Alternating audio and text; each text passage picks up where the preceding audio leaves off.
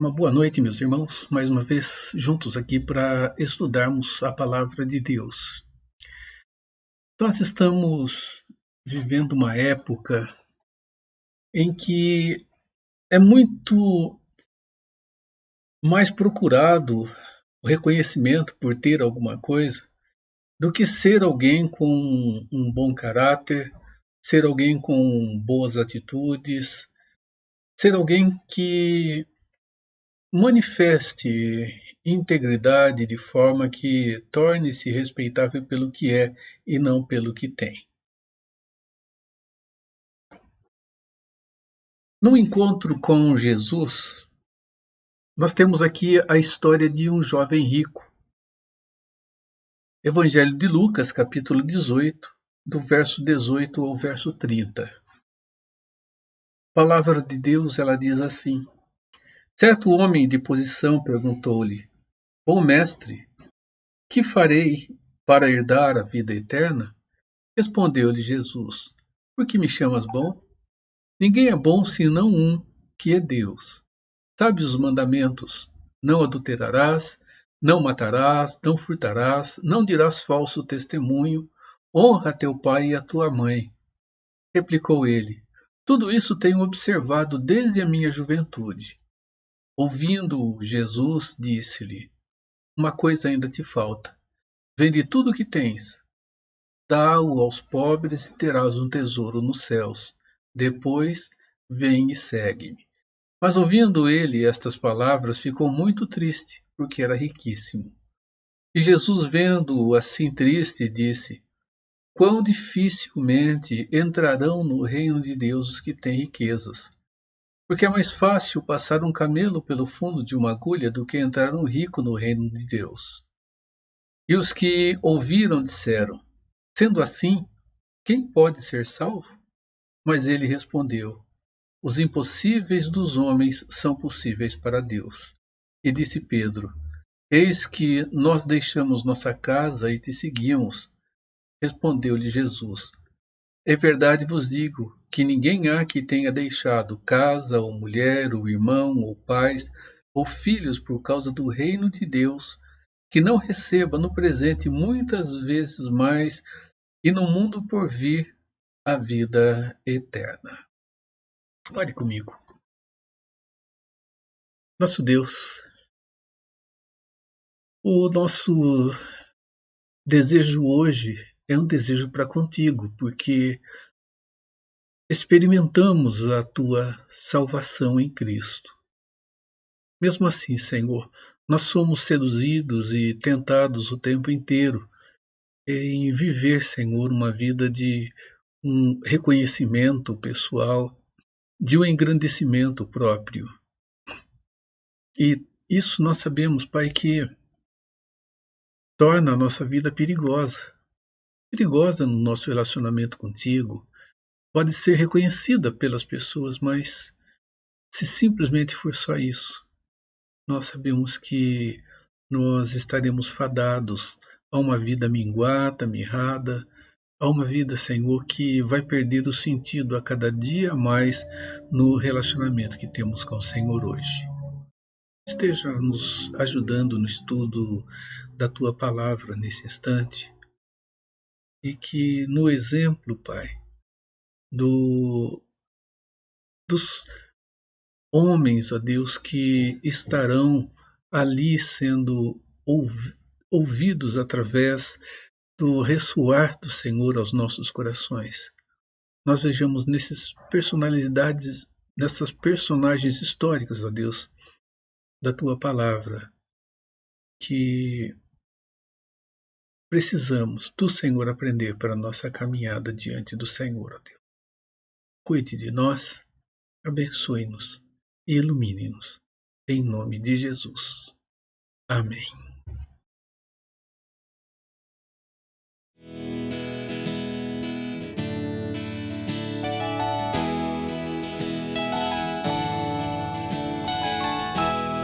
Como ribeiros de águas, assim é o coração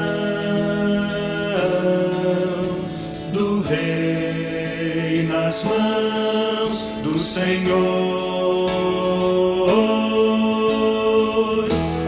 Deus que é o dono de todo poder, move segundo o seu bem-querer o coração do Rei.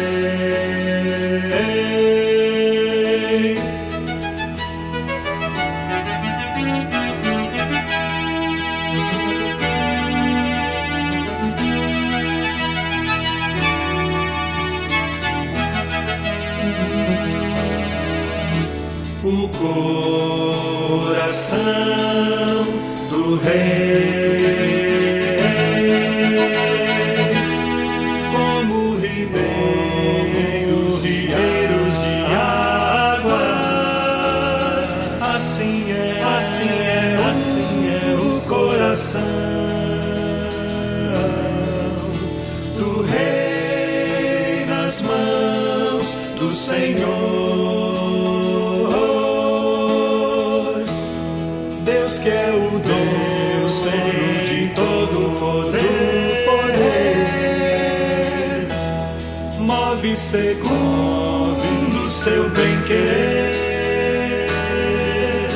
o coração do Rei. O coração do Rei. La la la ya, la la ya, la la ya, la ya, la la ya, la la ya, la la ya. O coração do Rei.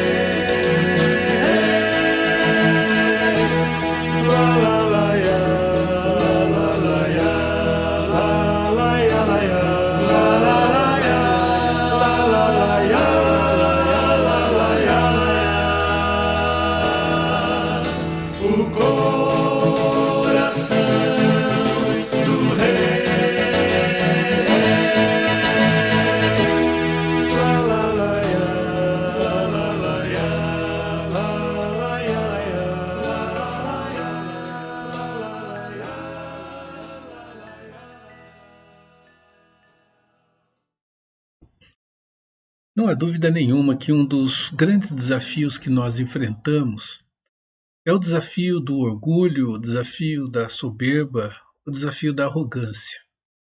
Nós somos tentados a esses sentimentos a cada momento, a cada instante, principalmente quando nós olhamos para o nosso tempo e vemos que hoje as pessoas que são respeitadas, elas são muito mais respeitadas por aquilo que elas puderam acumular de bem, valores, poder ou autoridade. Nós estamos falando sobre o livro de Daniel, vimos alguns eventos que o livro trata no seu início. E um personagem que marca a passagem, a caminhada do livro, é o rei que desterrou os judeus da sua terra para a Babilônia. Capítulo 4 do livro de Daniel. Nós vamos fazer algumas observações dentro desse capítulo diante do episódio que nós temos ali apresentados. O título que eu tomei para nós embasarmos a nossa caminhada é o que está aqui, soberba quebrada.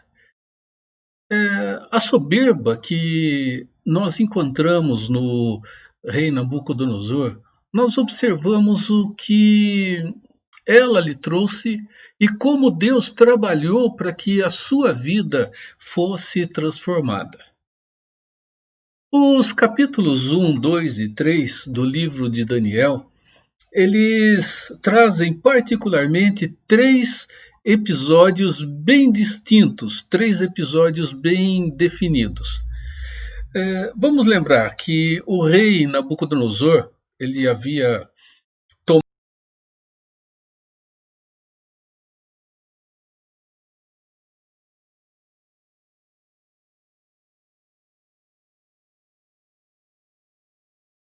Ali está a história de Daniel e dos seus 3 amigos. 3 jovens que, a exemplo do que acontecia também em outros territórios conquistados pelo rei, eles foram levados para servir na corte como pessoas muito especiais na relação do serviço que eles haveriam de prestar. Homens escolhidos a dedo, de pouca idade, por volta de 14 anos, e passaram por 3 anos de treinamento. O que se destaca nesse primeiro episódio foi a perseverança desses moços com relação a não contaminar-se com toda a idolatria presente dentro do território babilônico. Eles tinham saído de Judá, tinham saído de um contexto de grande idolatria e agora eles não se sujeitariam a isso. E Daniel e os seus amigos resolveram não se contaminar com aqueles objetos, aqueles alimentos que eram oferecidos em um culto, um ritual de culto antes de serem servidos. Por uma ação muito especial de Deus em suas vidas, eles então passam a alimentar-se somente de água e vegetais. Nós vemos um segundo episódio que acontece no capítulo de número 2, quando o rei tem um sonho e ele chama os possíveis intérpretes para que pudessem dar a ele o entendimento.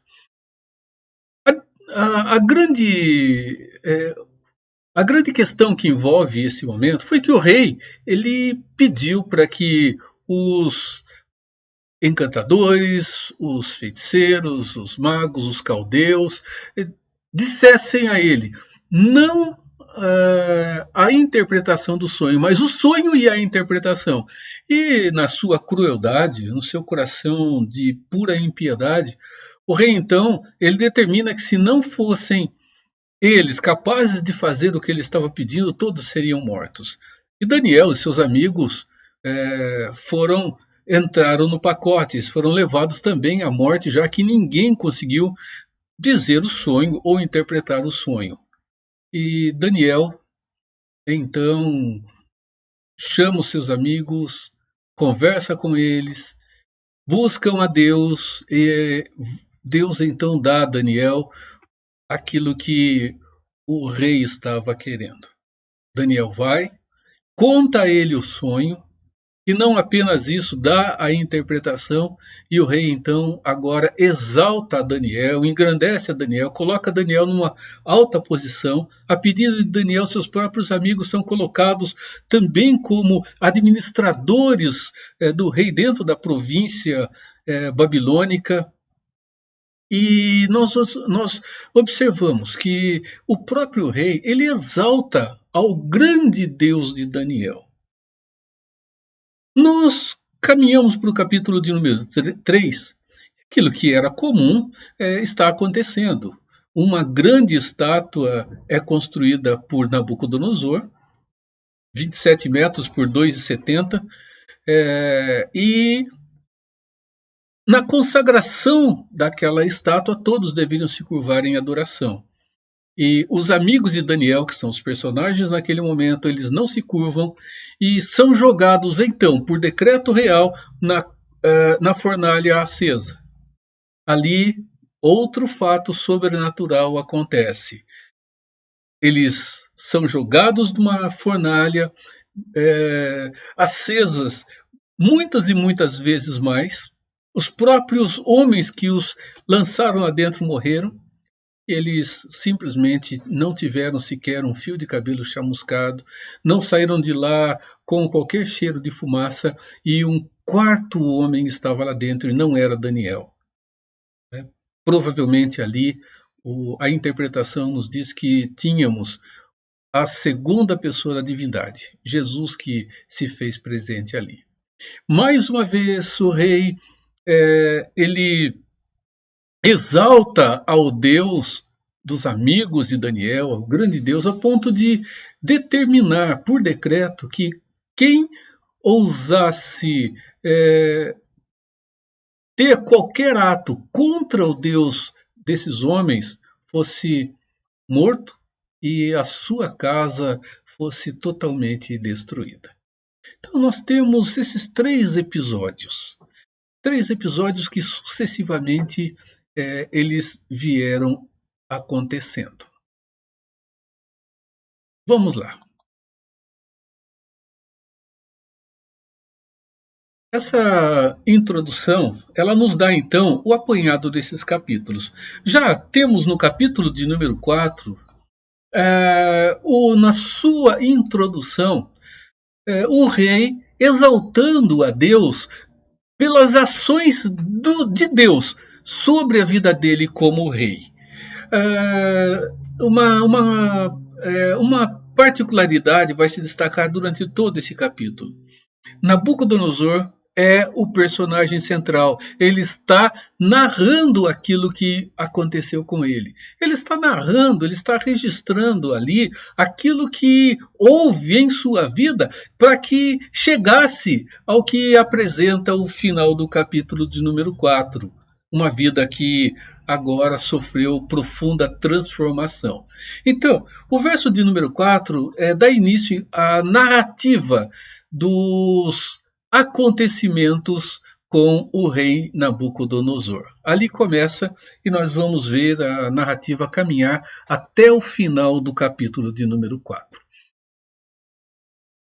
A grande soberania de Deus é o que se destaca aqui. Então, o título que vamos usar para a caminhada, que de fato é o que se destaca dentro da narrativa do capítulo 4, não é o rei, não são os eventos, não são os acontecimentos que estão ali, mas Deus, em sua grande soberania, agindo de maneira muito própria na vida daquele homem. Primeiro, então, nós observamos uma descrição da soberba e da incredulidade daquele rei. Não há dúvida, Nabucodonosor se tornou o personagem mais poderoso no seu tempo. Não há dúvida disso.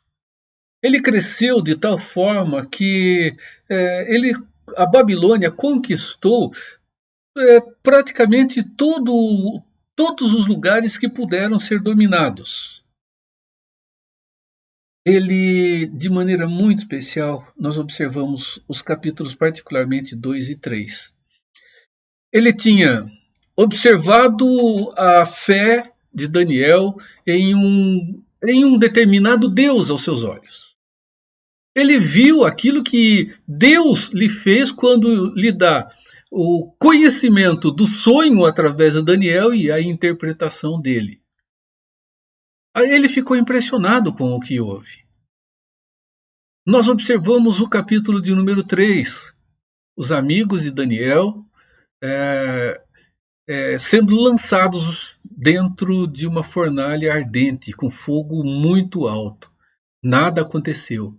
Esses eventos impressionaram grandemente a vida de Nabucodonosor. Ele ficou profundamente impressionado com a posição e a atitude daqueles crentes que estavam ali, de Daniel e dos seus amigos. Ele conviveu com pessoas de fé, ele conviveu com pessoas muito crentes. No entanto, meus irmãos, a arrogância desse homem, a sua soberba, o seu coração voltado a si mesmo, o tornava cego com relação a tudo aquilo que estava acontecendo com ele. Sabe uma coisa que é importante? A convivência com pessoas que conhecem o Evangelho não fazem com que haja mudança na vida de alguém, não traz conversão à vida de ninguém. Não é pela convivência. Por mais íntima que seja a convivência com essas pessoas, por mais íntima que essas pessoas tenham relação para com Deus, e isto seja visto, isso seja sentido, isso seja presenciado. Nós observamos Daniel interpreta o sonho de Faraó, do rei. Está ali a estátua com cabeça de ouro, com o peito de pedra e assim sucessivamente, de ferro, e assim sucessivamente ele vem descrevendo. O rei vê isto. O rei presencia os amigos de Daniel na fornalha. Irmãos, no meio de tudo isso, nós observamos que a incredulidade desse homem continuava presente.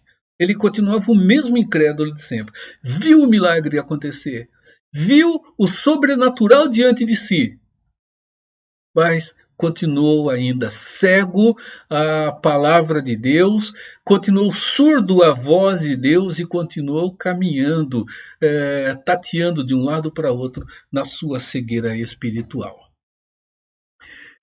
A palavra de Deus, meus irmãos, através da vida, através da proclamação de pessoas que são crentes, é evidente, elas têm uma profunda importância dentro dos propósitos que Deus estabeleceu. Mas isso não é tudo. Elas podem até mesmo não representar absolutamente nada na vida de uma pessoa, como foi o caso do rei Nabucodonosor. Ele viu testemunhos de fé, ele ouviu palavras verdadeiras. Sua vida, no entanto, não teve nenhuma mudança.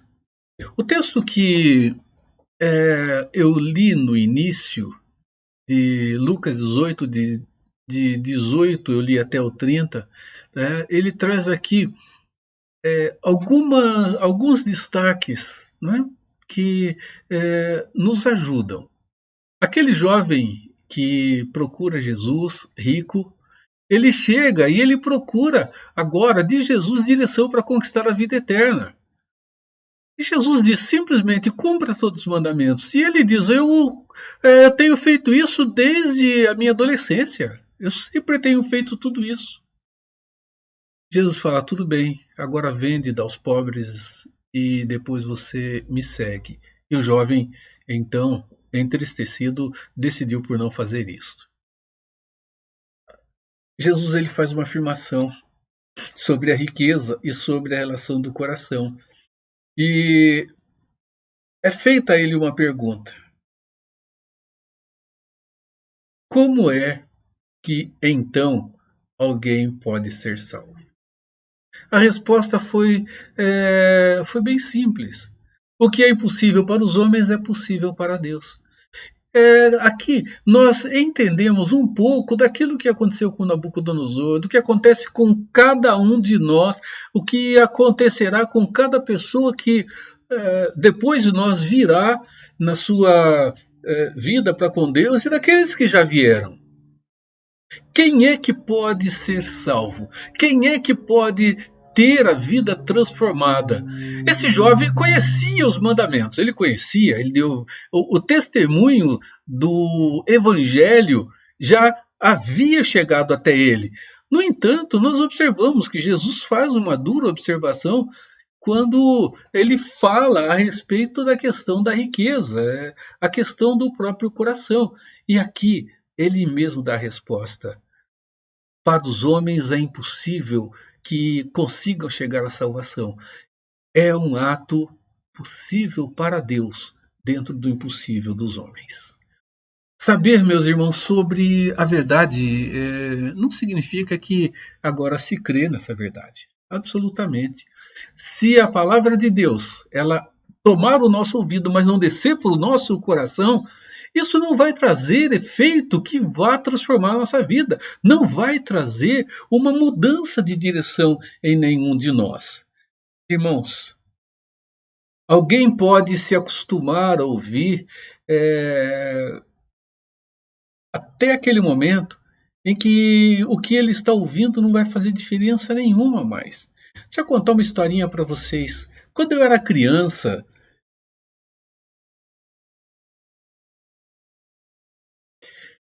eu vinha passar minhas férias aqui pertinho.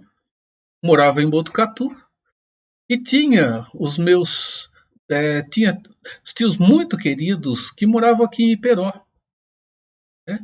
E eu gostava muito, muito mesmo de vir e ficar com eles, né? Era um dos lugares preferidos que eu tinha. Eles moravam, ali tem a estação de trem, um lado sobe para a cidade, a parte antiga, e depois, saindo da linha do trem, havia uma descida, um córrego pequenininho, uma subida, e a casa deles era logo a primeira, quase que em nível com a linha do trem, a estação, estava ali. E, meus irmãos, quando eu chegava ali, eu me lembro que eu ouvia todo o movimento do trem, porque ali também havia, se eu não estou enganado, um ramal que saía de lá, e os trens manobravam ali. Logo no começo, eu creio que no primeiro, segundo dia, eu ficava ouvindo o barulho daqueles trens manobrando, e aquilo, em muitos momentos, me acordava. Eu acordava com aquele barulho. Não era ruim, mas aquilo chamava atenção. Irmãos, depois de um pouquinho de tempo, aquele barulho já não incomodava mais. Fazia muita diferença. Eu já havia acostumado com ele. Dessa forma, pode acontecer com qualquer pessoa. Alguém pode se acostumar a ouvir o Evangelho até chegar um momento, um ponto que vai ser tão comum que não vai fazer diferença nenhuma na sua vida. Isto toma pessoas que não conhecem o Evangelho e pessoas que conhecem o Evangelho também. No caso do rei Nabucodonosor, ele ouviu a palavra de Deus. Ele reconheceu que essa palavra era verdadeira. As Escrituras nos mostram isso. Ele aceitou o fato de que ela é verdade. Então ouviu, ele reconheceu que ela era verdadeira, mas não ficou só aí. Ele aceitou o fato de que realmente é verdade. Mas não se comprometeu com a verdade que conheceu. O nosso costumismo, ele pode nos levar a situações assim. Eu ouço, eu reconheço, eu aceito que de fato é verdade, mas eu não me comprometo com a verdade que eu sei que de fato é verdadeira. Irmãos, Nabucodonosor ouviu, mas isso não fez diferença em sua vida. Então nós vamos observar um segundo aspecto, olhando Deus fazendo com que aquele ato de incredulidade desaparecesse, com que a soberba desse homem fosse absolutamente quebrada. Segundo ponto, o Deus que quebra a soberba e põe fim à incredulidade. Foco da mudança. O Deus soberano. O foco aqui é mudado. O foco aqui se torna outro.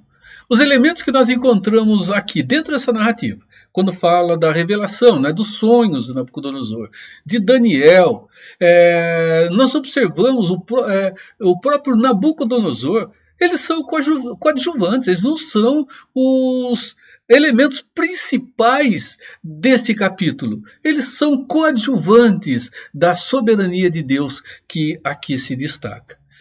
Quando a gente fala em soberania, nós estamos falando no governo, nós estamos falando no sustento, nós estamos falando da grandiosidade de Deus como Criador, como sustentador e como o grande governante de toda a história da sua própria criação. Então, primeiro ponto aqui dentro desse segundo item, a revelação de Deus, a questão dos pensamentos e visões. O rei, novamente, ele passa a ter de Deus revelação para com ele. E não é apenas esse momento que Deus fala através desse meio com o rei Nabucodonosor. Meus irmãos, quando nós tratamos dessa questão hoje, nós observamos que há uma exploração muito grande dessa expressão. A expressão revelação, visão, sonho. E tem se entendido que Deus, usando equivocadamente a palavra de Deus, quando diz que Deus é o mesmo ontem, hoje, será para sempre, que Deus continua revelando-se através de sonhos, revelações, Deus continua concedendo visões. Meus irmãos, quando nós falamos em revelação, nós voltamos para as Escrituras e vemos que o próprio Deus, ele revelou-se de forma distinta e diferente em cada período da própria revelação bíblica. No início, Deus falou diretamente com o ser humano, como temos registrado lá no Jardim do Éden, quando Deus fala particularmente com Adão e Eva, uma teofania, Deus fala com eles. Depois, Deus passa a falar através de sonho e visão. Nós observamos a caminhada e vemos Deus, então, falando, e um exemplo disso, nós temos José, e vamos vendo outros personagens, até que chega um momento em que Deus passa a revelar-se a nós através de profetas. Deus muda o meio da sua revelação, o meio que seria o meio ordinário em cada um desses períodos. Nós vemos que ainda a visão ela ainda faz presente, sonho, mas é algo completamente distinto daquilo que nós temos no dia de hoje. Hoje nós temos mais uma tentativa de adivinhação de futuro do que um clarear a respeito de uma realidade que nos é apresentada por Deus. Nós não temos revelação nova. O que há de revelação já está dentro das Sagradas Escrituras. O que nós temos hoje é um ato de Deus nos iluminando para compreender aquilo que já está revelado. Então, aqui se trata de uma revelação direta de Deus, é um ato profético. Quando a revelação acontecia, o que é muito importante a gente notar, era algo absolutamente claro. Quando a revelação ela acontecia, não havia dúvida por parte daquele que estava recebendo. Quando João, olhando lá no Novo Testamento, ele tem a revelação na ilha de Patmos, seria hoje observarmos e vermos uma cortina abrindo e algo atrás da cortina de maneira muito clara. E foi dessa forma que Deus revelou-se aos homens no passado. As visões, os sonhos, eles não eram uma soma daqueles sentimentos vagos que não se lembrava direito e como às vezes sonhamos e temos que tentar recompor aquilo com a nossa imaginação. Eles viam claramente, porque revelação não é adivinhação, é conhecer algo que existe, é fato, é real, mas que ainda não era conhecido. É o abrir da cortina para que o que está atrás possa ser visto. Então, a revelação ela era precisa e ela era muito clara. O que aconteceu com o rei? Ele viu algo claro. Deus abre a cortina e desnuda diante dele uma verdade. Não foi ali nenhuma sensação, não foi nenhum sonho como o nosso, como disse ainda há pouco, que nem sempre é tão claro. Não foi nada disso. Ele viu algo de maneira muito clara. Ali estavam as árvores, os animais, e ali outros elementos que faziam parte do sonho, como estar como um boi no campo debaixo do orvalho. Meus irmãos, o sonho de Nabucodonosor não foi uma coisa tão estranha no seu tempo. Absolutamente. Ter reis sendo representados por grandes e robustas e fortes árvores, eles não eram estranhos. Isso era, de certa forma, até que comum. E parece que o rei, ele entendeu o que significava o seu sonho. No entanto, ele manda chamar os magos, encantadores, caldeus, feiticeiros, para que pudessem dar a ele um parecer com relação à visão que ele havia tido.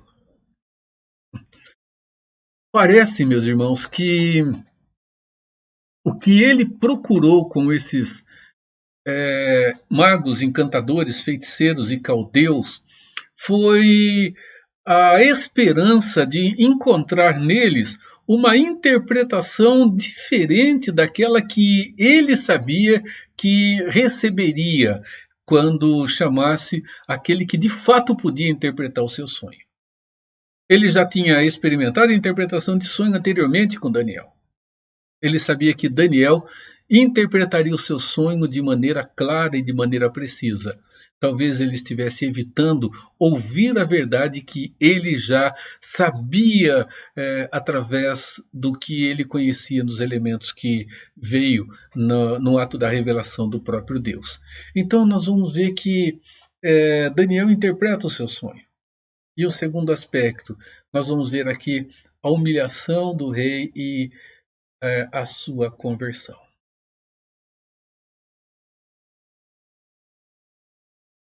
Então, meus irmãos, nós vimos, em primeiro lugar, lá, a revelação de Deus. Agora nós vemos a conversão desse homem. Ali está o item A, mas é o item B. A humilhação do rei e a sua conversão que é descrita nesse capítulo. Meus irmãos, a precisão da revelação, ela é de impressionar, assim como a própria interpretação. Observem, ao cabo de 12 meses, passeando sobre o palácio da cidade da Babilônia, falou o rei e disse: não é esta a grande Babilônia que eu edifiquei para a casa real com o meu grandioso poder e para a glória de minha majestade? Falava ainda o rei quando desceu uma voz do céu: a ti se diz, ó rei Nabucodonosor, já passou de ti o reino. Serás expulso de entre os animais, e a tua morada será como os animais do campo, e far-te-ão comer ervas como os bois, e passar-se-ão 7 tempos por cima de ti, até que aprendas que o Altíssimo tem domínio sobre o reino dos homens e o dá a quem quer. Provérbios que nos diz isso. Deus move o coração do rei. Deus faz como ele bem pretende, entende e quer. Irmãos, nós observamos que essas figuras, a árvore cortada, o pasto e o orvalho no campo, descrevem o sonho. E aqui nós temos então o cumprimento daquilo que Daniel havia dito ao rei. Nabucodonosor, ele enlouquece e passa a viver como um animal no campo. Observem, portanto, ó rei, aceita o meu conselho e põe termo pela justiça os teus pecados e em tuas iniquidades, usando de misericórdia para com os pobres, talvez se prolongue a tua tranquilidade. Irmãos, não haveria salvação para Nabucodonosor diante do que Deus houvera dito. Mas uma coisa que é necessária para nós. Nós precisamos, meus irmãos, sim, olhar para a realidade do pecado e tomar uma postura de arrependimento. Meus irmãos, a salvação, ela não é iniciada em nós, mas ela começa na nossa vida quando o próprio Deus ele abre os nossos olhos para 2 realidades. Primeiro, a santidade de Deus, a beleza dessa santidade. Depois, a tristeza, o escuro e feio pecado que reside em cada um de nós. Meus irmãos, quando a gente fala em conversão, sabemos que conversão não é o ponto inicial da salvação, absolutamente. Mas é o ponto inicial da nossa manifestação dentro do plano maior da salvação. Nós vamos observar que, assim como aconteceu com Nabucodonosor, e Deus faz com ele isto, Deus leva esse homem ao profundo da humilhação. Deus faz isso com ele. E a conversão, ela nos leva também a esse profundo estado de consciência, de humilhação, de saber que nós não merecemos absolutamente nada. É um ato de reconhecimento diante de Deus. Enquanto, meus irmãos, olhem essa expressão, alguém tiver um conceito elevado de si mesmo, não terá olhos para Deus em sua vida. Não foi o que aconteceu com Nabucodonosor? Olhando, passeando, vendo o seu palácio, tudo bonito, tudo gostoso? Eu fiz isso para a honra, para a minha glória. E nós olhamos um pouco da história e nós vemos que a Babilônia ela foi extremamente desenvolvida nesse tempo. Muito, profundamente desenvolvida. A arquitetura desenvolveu-se muito grandiosamente. E mesmo que haja aí uma série de discussões, atribui-se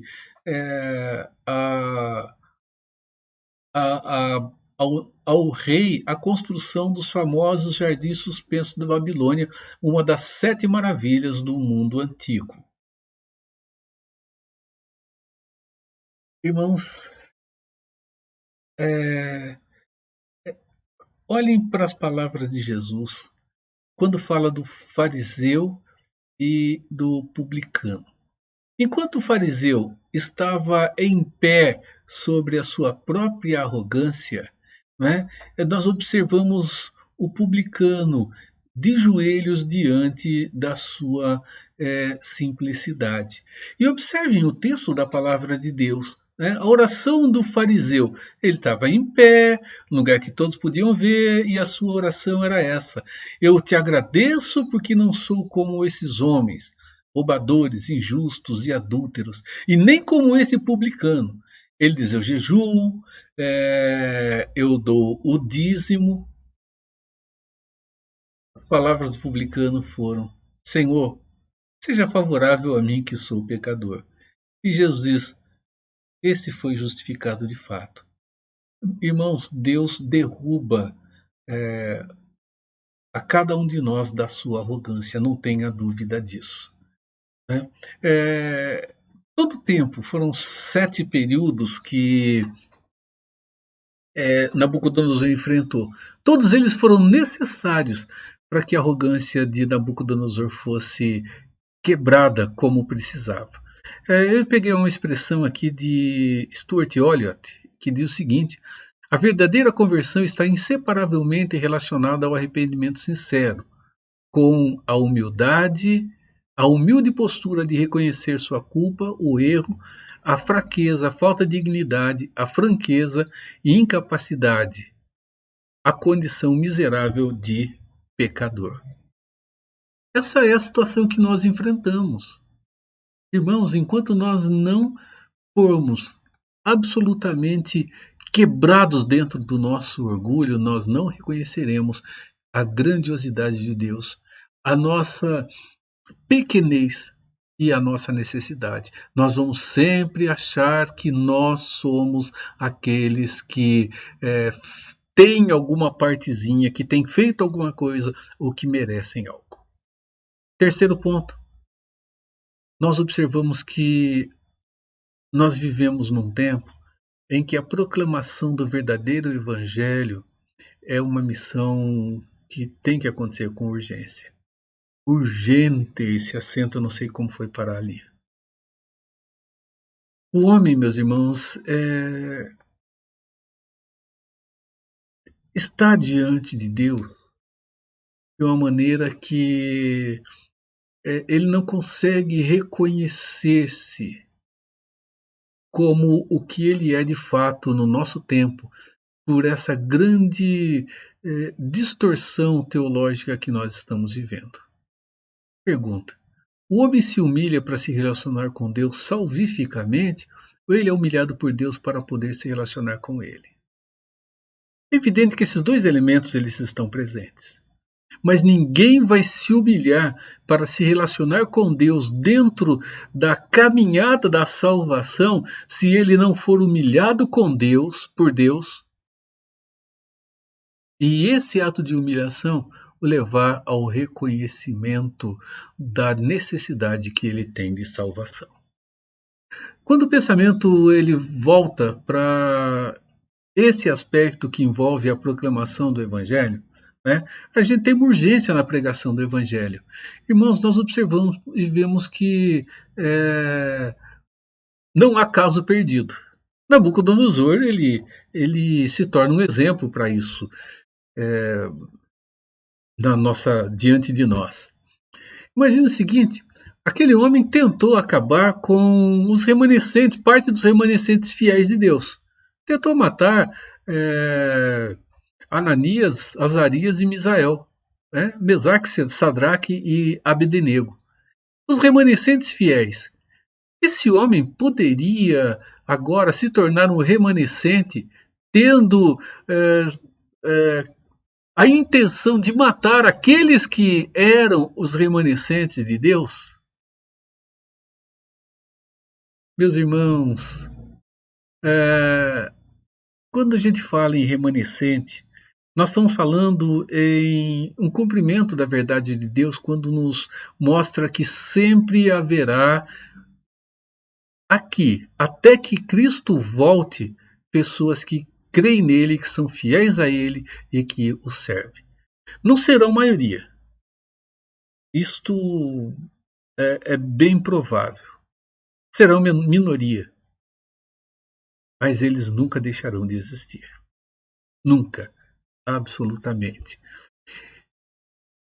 Quando a gente olha para a visão de Nabucodonosor, nós observamos que na visão dada a ele por Deus, a árvore ela é cortada e só sobra o toco dela. Um toco aparentemente seco, mas ainda um toco. Um toco em que brotos ainda surgirão. Essa árvore, meus irmãos, ela nunca será arrancada pela raiz dos remanescentes de Deus. Mesmo cortada, ela sempre brotará, ela vai se renovar, ela vai gerar frutos que ainda continuarão. Já houve muita tentativa na história da igreja de extirpar aqueles que são os filhos verdadeiros de Deus.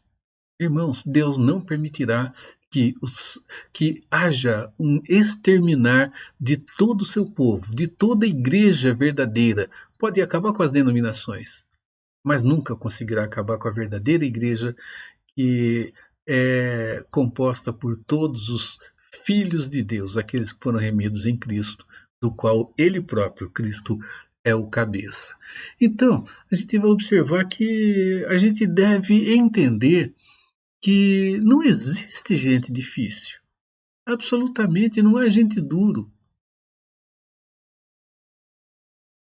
Não tem pessoa que vá resistir à manifestação da graça quando ela acontecer.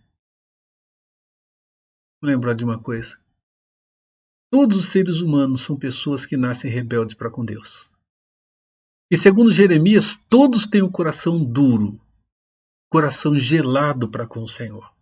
Todos, absolutamente. Se Deus não fizer aquilo que ele promete em Jeremias, podem ter certeza de que não haverá nenhum coração mole e não haverá nenhum, tomando o contrário do Salmo 14, que queira buscar a Deus e deixe a sua rebeldia para com ele. Sempre será necessário Deus quebrar corações, meus irmãos.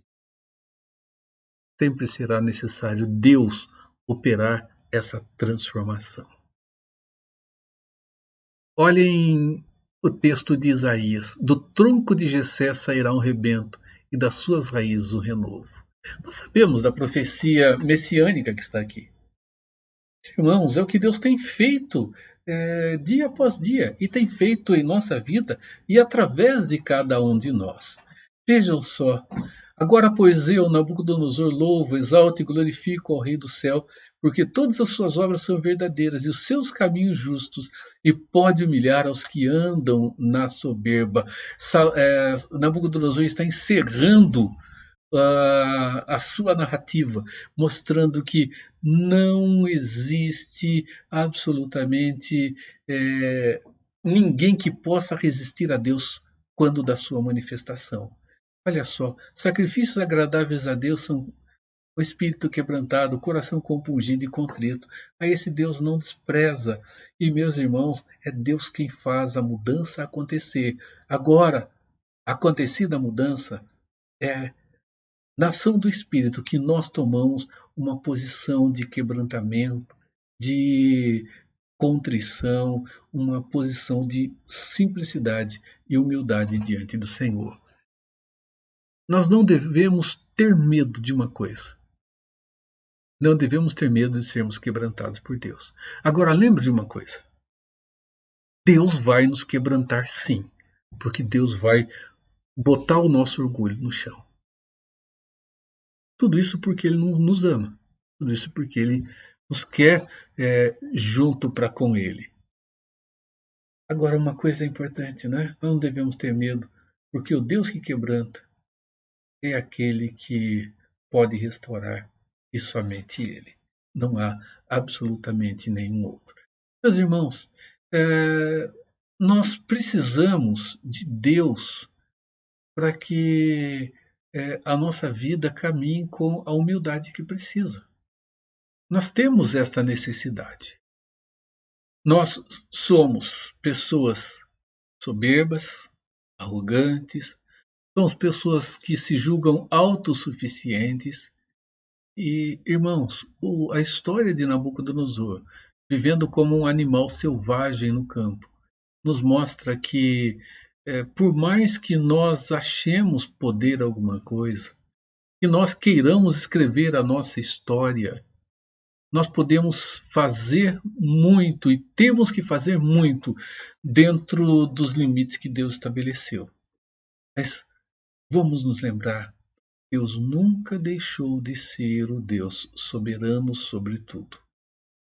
Soberano sobre tiranos, soberano sobre aqueles que são mais liberais, menos liberais, mais democráticos, daqueles que são mais religiosos, menos religiosos. Deus é soberano sobre tudo. E Deus sonda e conhece o coração de cada um de nós. Irmãos, arrependimento é necessário. Humildade e simplicidade. Quero terminar com as palavras de Pedro. Humilhai-vos, pois, sob a poderosa mão de Deus, para que no momento oportuno Ele vos exalte. Deus te renove. Deus te abençoe em Cristo Jesus. Amém. Amado Deus, obrigado por nos dar a conhecer que nós estamos seguros nas mãos do Senhor, e que o Senhor, de maneira muito especial, amorosa e justa, está conduzindo toda a história para a tua honra e para a tua glória. E que, Senhor, a história humana não é um perdido nas situações, e que as coisas vão acontecendo de maneira absolutamente aleatória, fora do seu conhecimento, Pai, fora do seu conduzir, ó Deus. Obrigado, porque mesmo que nós não compreendamos, o Senhor, Deus amado, é soberano, Senhor sobre tudo. Governa, controla e conduz a tudo. E mesmo assim, o Senhor nos dá a liberdade das escolhas, a liberdade das ações, a liberdade da livre agência. E obrigado, porque nós jamais quereríamos o Senhor, ó Deus. Jamais gostaríamos em nós mesmos de deixar o nosso eu e caminhar para o Senhor. Louvado seja o Senhor que mudou a nossa vida, o nosso coração. E grandioso é o Senhor, Pai, sobre todas as coisas, e preservará o remanescente fiel até a volta de Cristo Jesus. Que assim seja, Pai, em nome do nosso Redentor, o autor e consumador da nossa fé, Cristo Jesus. Amém. Irmãos, que a graça de Jesus Cristo, o amor de Deus, o nosso Pai, e a consolação do Espírito Santo seja contigo, seja com a sua família, envolva todo o povo de Deus, hoje e sempre. Amém. Deus te abençoe. Deus te renove. E Deus te segure firme com as suas mãos e te firme sobre a rocha dos séculos, Cristo Jesus. Amém.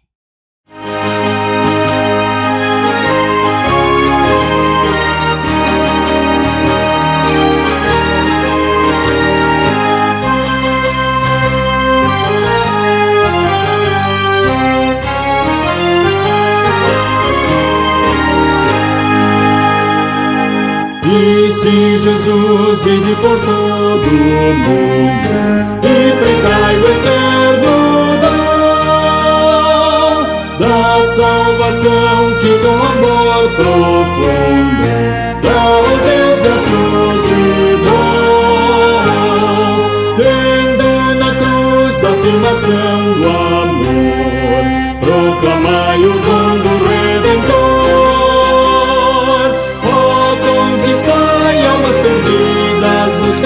O pecador enfermo, quase moribundo.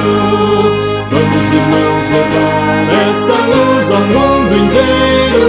Vamos, irmãos, contar que esse dom é verdadeiro.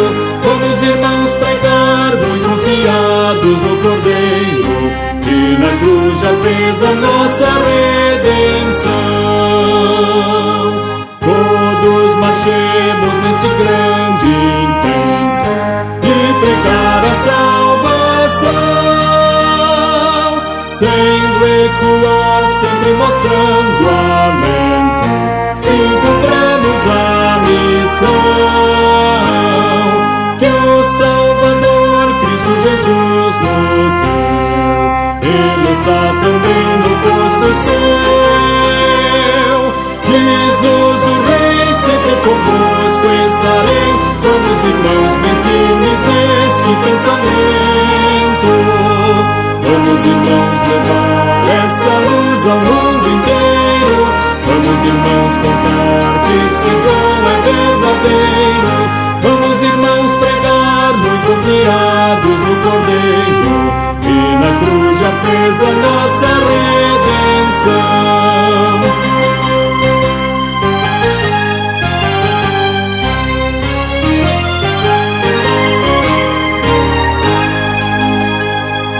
Firmes levemos a mensagem santa do Evangelho de Jesus.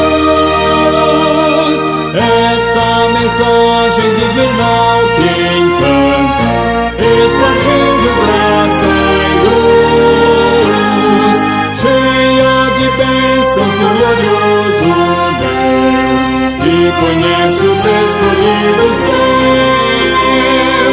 Cheia de amor, vem revelar o favor da compaixão de Deus e dá-nos graça tanta.